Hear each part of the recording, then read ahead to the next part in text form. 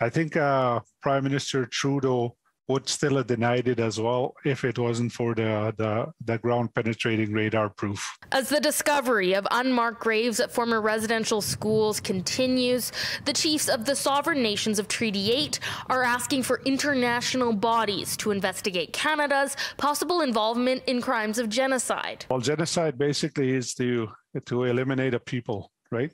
Eliminate a culture. Canada's last Indian residential school closed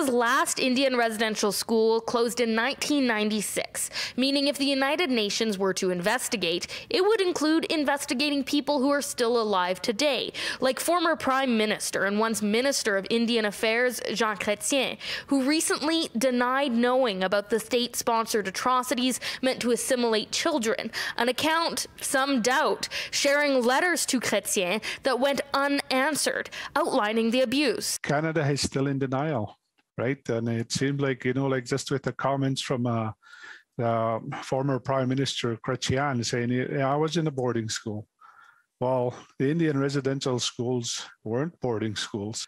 They were targeted. Why? Because they were looked at basically as not human unless they're Christianized. The Treaty 8 Grand Chief also sees this as an opportunity for more truth. What can we learn from the past? And what can we change in going forward? And I believe that's what the First Nations are calling for. And the questions that we still ask is what kind of an arrangement was there and the churches in relation to the residential schools? Like, what did the contract say? Treaty 8 spans from northern BC to Saskatchewan, and even out of Canada's 139 residential schools recognized in the Truth and Reconciliation Report. In Edmonton, City News.